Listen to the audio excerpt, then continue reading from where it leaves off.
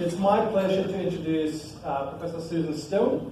She is the inaugural Credit Union SA Chair of Economics at the University of South Australia. Now, this kind of like mouthful title, how do you get that? The basic idea was that a couple of years back, Credit Union and other people decided that there's not enough local commentary. Like economists locally don't tend to comment on the economy. It's all coming out of Melbourne or Sydney, something like that. So we need someone that basically can talk about the local South Australian economy in South Australia. So we actually have local competency, and that is basically what that chair came about and how Susan came to Adelaide. So her background is as an economist. She has academic credentials. She has worked in kind of policy institutions, including the Productivity Commission in Australia. She has worked in international organizations, most recently at the OECD. Kind of like focusing on a lot of like policy topics, macroeconomics, trade, digitalization, services. So basically a broad portfolio of kind of like topics. So if you find her debate about the local economy too small, you can always ask about trade policy more general as well if you want. So I think that hopefully should be enough, but it's going to be quite soon. Thank you.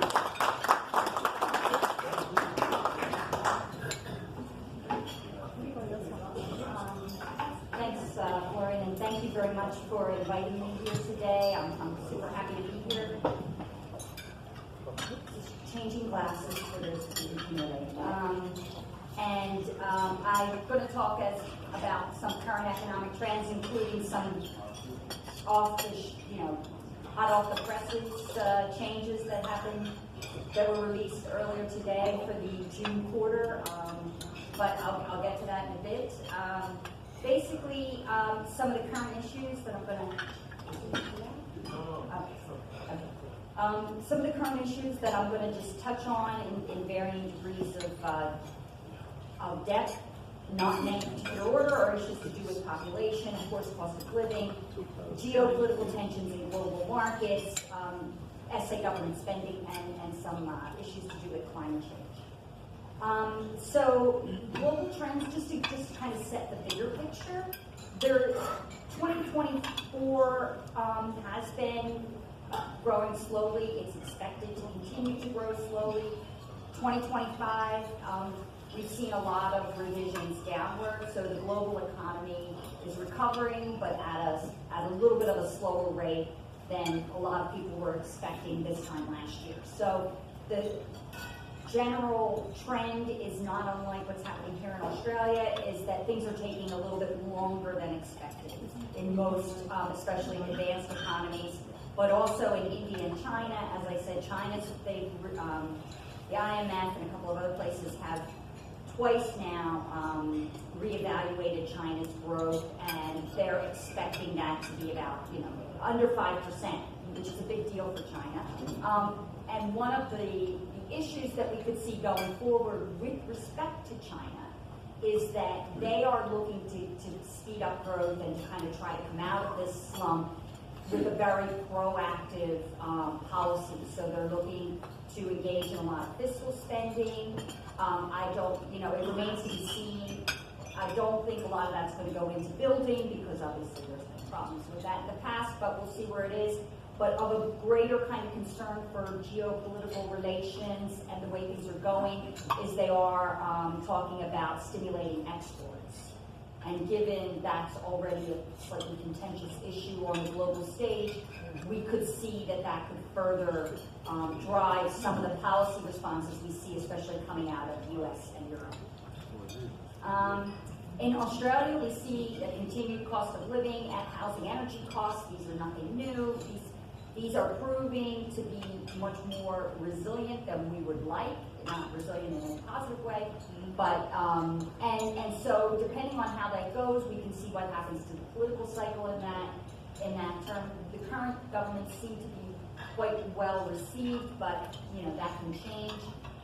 There is an inherent conflict that Australia is going to need to address, and you see, it's funny because the UK not so much the US, but Canada, we see facing very similar issues in terms of there is not enough of the types of skilled labor that we need going forward.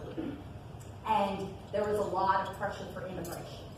And so there's a lot of negative political forces around increasing immigration, but there's a lot of need for workers. And so balancing this is going to be very tricky. And we're going to see South Australia particularly caught up in this because South Australia, given AUKUS and given, they want to be a technical state, that, you see all the money and the energy that the current government is putting into things like Tonsley and Lot 14, and these require highly skilled individuals, and until we can ramp up our own systems, and even if we're able to, educate up every single person who wanted to be educated up in the state of South Australia, we would still be short workers, so they need to come from somewhere. The idea is that we would get them from higher education. Higher education is a big export for South Australia and for Australia as a whole, but particularly for South Australia. However, we see this limitation that the current government is talking about in terms of limiting numbers of students, foreign students, and it's tied to the housing crunch. And so these forces are really acting against each other, because if we don't get foreign students in, we don't get to convince them to stay, to become the next generation of workers, and we don't have enough workers here. So that's going to have to somehow work itself out, and that's going to be a very politically contentious issue. But we're going to need to get those workers from somewhere. And Australia's aging population, this is especially relevant in South Australia when you look at the population growth. I think I have one here. I have it in terms of some of these. But if you look at the population projections, South Australia's growth projected per annum between now and 2040 is several percentage points above Australia as a whole. So Australia as a whole is aging. South Australia is aging at a faster rate. Okay, and this has big implications for government, because getting old, as we all know, is expensive. And it's especially expensive, and it's very onerous on the healthcare system. And retirees and older generations don't add to the tax base like younger generations, and so therefore they're usually a net drain on the tax base. And we need to have some income coming up. And I've actually put this to the treasurer, and of course they're very anxious to get things like AUKUS and to get the industrial or the business base growing and thriving, because they see that as being a great source of taxes to counteract this. So that's the plan, and we hope it can work, but it is something that we need to keep our eye on, because it will affect government budgets. We see the growing income inequality and the long-term impact. We know there has been traditionally a long stance of wealth inequality in Australia and in South Australia in terms of asset base, but there is a growing trend toward income inequality. So it's not just about how much you own in terms of your houses or your other investments or whatever assets you have, but it's also in terms of your earnings. And we see a growing divide in terms of opportunities coming out as younger people are not, engaging in some of the same wage increases that we saw through the 80s and 90s, and the productivity is stalled, and so there becomes a difficulty meeting that. So we need to keep an eye on that, because South Australia has the largest share of any state of the population that has a significant, i.e. over 25%, tell me if I'm going too fast with all these things, 25% of their earnings from trust funds or investments. Largest share. We also have here the largest share, by over 25%, that earned more than 25% of their income from government payouts. So we have a big share of our population that rely on pension or Centrelink or whatever for their income, and we have a big share that don't. And you see this coming out in the numbers, because when you've been looking at the past year, and you look at the spending, and you look at the inflation, South Australia has had the highest inflation this quarter, that we finally are number 2. But we have had the highest inflation of any state because people are continuing to spend here because such a large percentage of the population don't have a mortgage or earn invested income, and you're doing pretty well now if you're earning interest income. So you see that in the numbers. And of course, energy challenges remain everywhere. So these are some numbers that I pulled out. Oh, sorry, they're too small. I'm going to get right to the chase. We look at the June quarter CPI, which was just released this morning. It went up 1.1% in the June quarter. It's the same amount it increased in March, was also at 1%. The annual rate has increased, the annualized rate. In March it was 3.6, it is now 3.8. Okay, so it's the wrong direction. Both discretionary, okay, a couple of things if we break this down in terms of RBA, what they're thinking. They're looking at things like services inflation, because services inflation is very much driven by wages, and it's also incorporated across the board. It tends to be a trigger. Services inflation has gone up, and it's gone up a tiny bit more than goods inflation. Both goods inflation and services inflation ticked up this quarter. Services a bit more. The other kind of thing to worry about or to look at is discretionary versus non-discretionary. The RBA looks at that. How much you can't have, if food prices go up, you still have to eat. If energy prices go up, you still have to put lights on. You know, these things are considered to be non-discretionary. You still pay your mortgage, you still pay your rent. These are non-discretionary spending. This is really what's been driving inflation, a lot of it, over the last few months. So it's been, okay, these could be potentially structural issues, but discretionary spending is not. That's going on holidays, that's eating out, that's takeaway, these things, and that ticked up this quarter as well. Okay, holidays, international and domestic holidays in South Australia was one of the driving forces for the South Australian numbers. So yeah, these people who don't have a mortgage and everything are still taking holidays. But also remember that this is the quarter. You know, we're kind of lagging. So this is not, you know, this is through the June quarter. So a lot of that picks up some of the spending from the end of the summer, school holidays, and things like that. So that's playing into it. But these are, if we looked at the trim rate. So that takes away a lot of the highs and the lows and things that you expect to kind of go up by little numbers. The trim rate has ticked down. So, and that's something the RBA looks at. So it's not, it hasn't been a clear picture for a couple of quarters. It remains very murky what's going on. Personally, I really, you know, it's a close call for the RBA whether they're going to raise rates again. It's not a compelling case to raise rates. 3.8 is where they predicted or were projecting the Australian economy to be, the CPI to be in June. So it is hitting their own projected rates, so they can make the argument that the trimmed rates tick down a bit.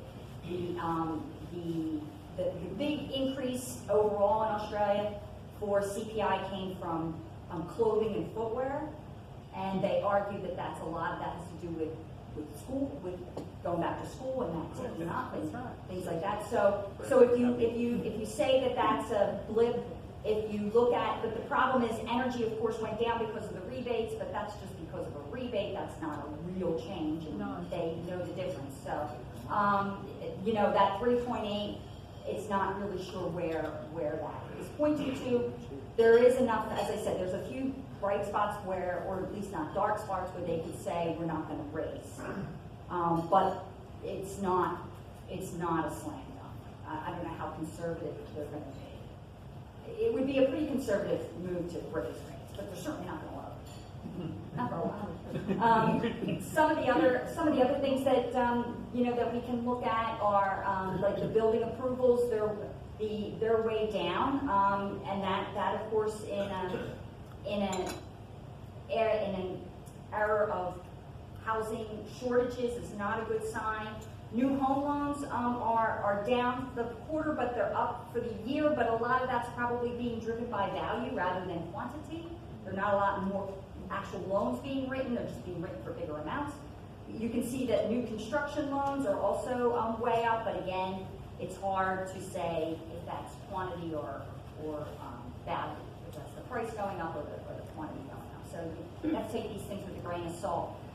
We see corporate profits are down, both for the last quarter and compared to this time last year. And dwellings commenced, so the number of new houses being undertaken, these are for Australia as a whole, are also down quite a bit. So we find that we're not building at the rate that we need to, and most of the times from what I'm hearing from builders is that's got a lot to do with labor shortages. So then we just go right back to not enough people, and especially those people that have the requisite skills. So it's really something that needs to be pushed.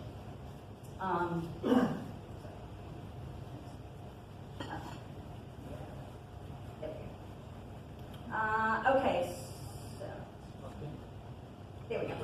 Oh, this is tiny. Sorry. This is the Deloitte Access just came out with their forecasts. And let me just give you the highlights, because I'm sure it's kind of hard to see. I apologize. They're really expecting 24, 25 to be pretty pale, anemic.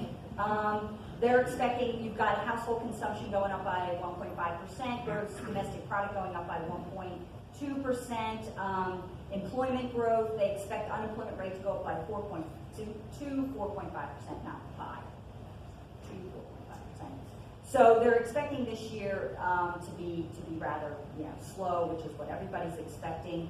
The interesting thing is they've got the wage price index going up by 4.1%, but they expect inflation to be at about 3.5 and 3.1. So they're expecting there to be a continued very small increase in real wages. So that will be some help, but it's not going to be enough to change people's spending patterns or outlooks or drive any kind of consumption-based household-based recovery. So South Australia, as I said, it remains pretty high in terms of inflation. We see it being health going up a lot, tertiary education, insurance, which is something I've been going on about. Insurance is going up a great deal in Australia as a whole and in South Australia in particular. And a lot of that could be because, well, the arguments that are being made about why insurance is going up so much is because cost of living is going up, material shortages. So they're arguing if you get a car wreck, it's taking longer and it's more expensive to get the parts and to find somebody to fix your car. If your house gets damaged in a fire, it's taking longer and it's more expensive to get the repairs needed or, God forbid, build you a whole new house. So all of these things, there's an increasing number in incidents, and all of these things are adding to the rising premiums. And even though I haven't been able to find any definitive numbers for South Australia, I'm wondering if South Australia, I did look at different, like homeowners have been going up across the country. South Australia still has the least expensive homeowners policies, if that's any consolation. And I think it's because South Australia was always so much lower. So we see the percentage changes higher because it's off a lower base. So there was more room to catch up. So there's been a bit of a catch up. And the values of things in South Australia have been going up as well, especially homes.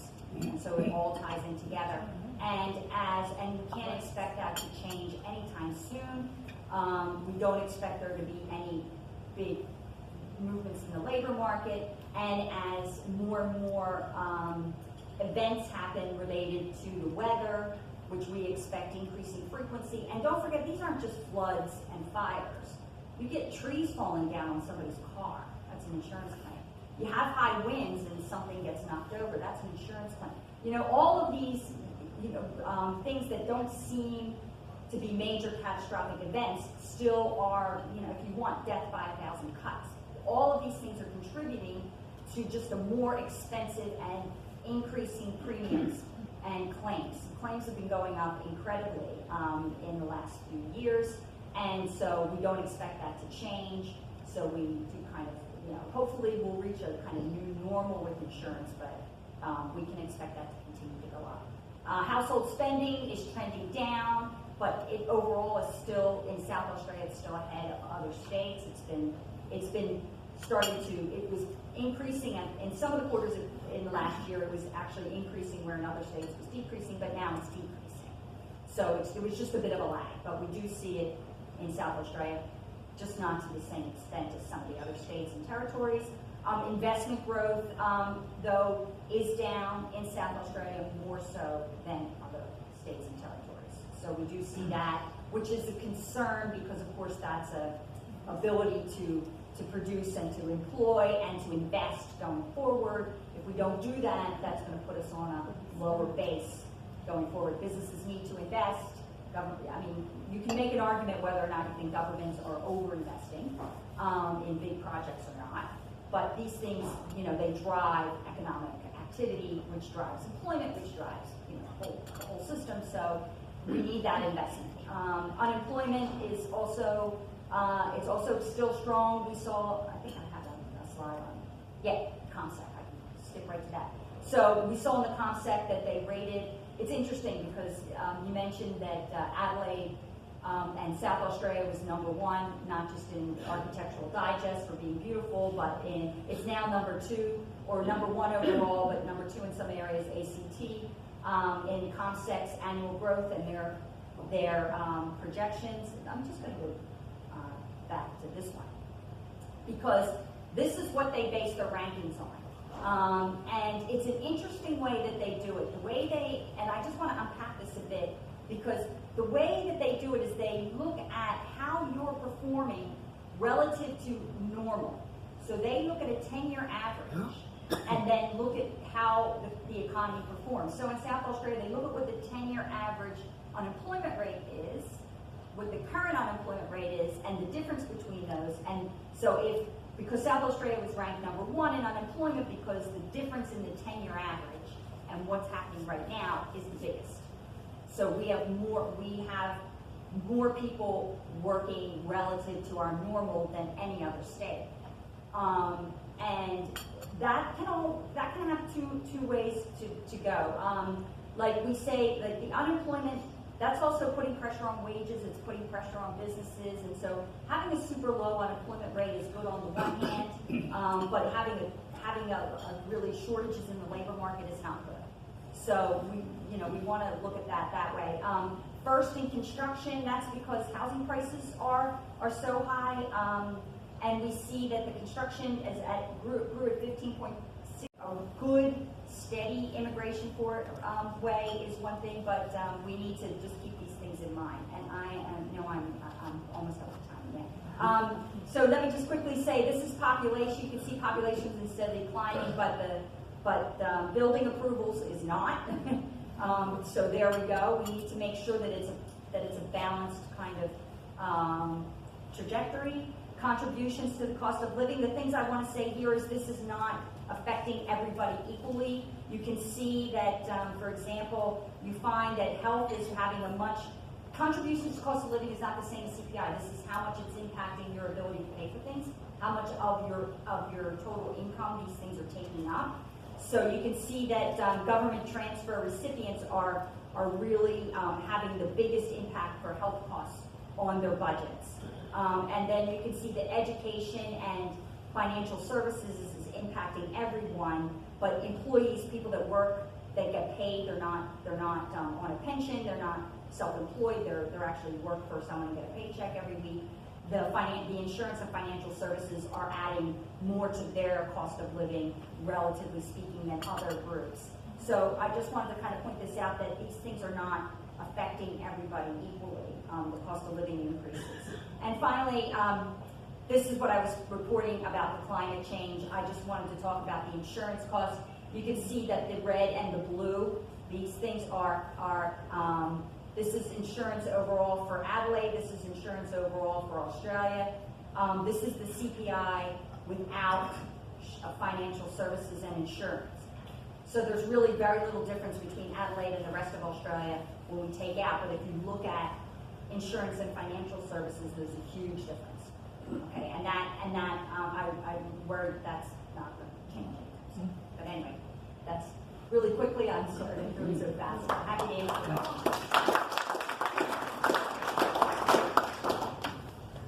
Rajiv has a microphone. If anyone has questions or Comments.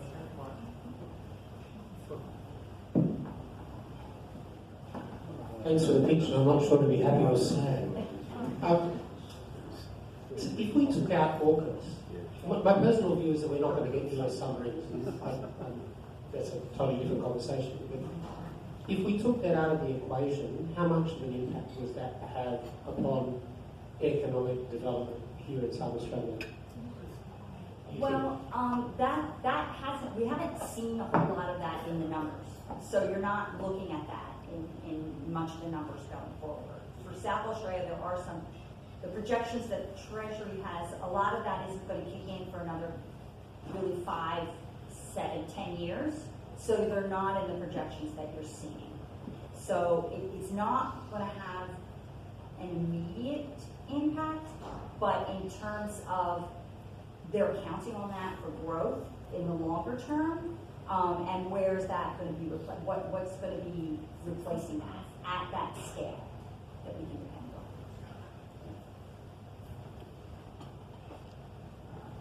on. Thank you. I thought that was a very, very interesting address. Having been in the accounting profession for a long time and being aware of the history of this state, I'm well aware that there's been a lot of wealth in this state for many, many decades.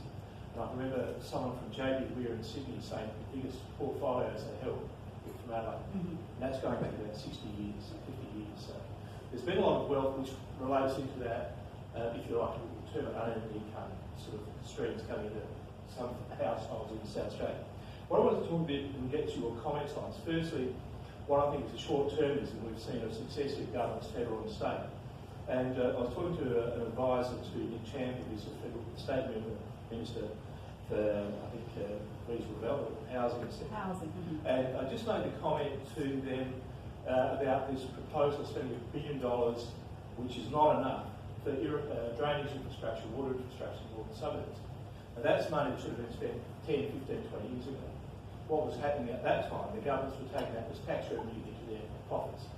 But when they talked about this announcement of the $1 billion spend out there, the same comment was, we won't get the employees because those same employees are going to be working on the South Road Extension project. We're talking a couple of thousand people. We don't have those people.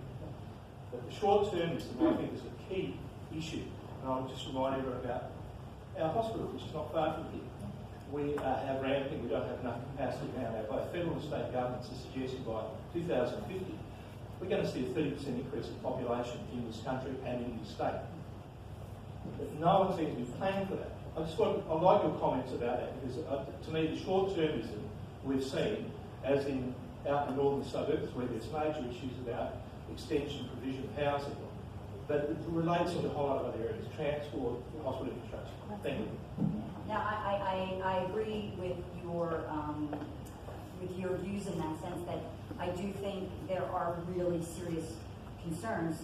I mean, the fact that this housing being an issue, it's an old issue, it's been around, something should have been done about it a long time ago, but that's water under the bridge, can't go back. So let's deal with it now. And there are a lot of competing demands on the system, and there are a lot of inferences. One of the things when they announced last year the new home buyers, right? So you wouldn't get any stamp duty if you bought a brand new construction, and it had to be, even when they weighed the value, it was not taken up. It was not taken up because you have to go all the way out, and the services aren't out there. They're not there to service it, and also you're going to have a car. Like the people that are going to buy, are they able to go out there? Then do they have to commute all the way back to Adelaide for their jobs? And it just needs to be. I agree. There needs to be a more comprehensive approach to this, and it does appear right now that it's being a bit Band-Aid at the moment, I don't you know, as an economist, I'm sure as an accountant, you appreciate this. I worry about where they're going to get the money. But these investments have to be made. The fact that they weren't made and now we're in this situation, you can't really talk about that because that's not relevant. We really need to think about what the problem is now and what are we going to do about it. And it's definitely need to make more investments in infrastructure and surrounding services in these areas that we're talking about expanding.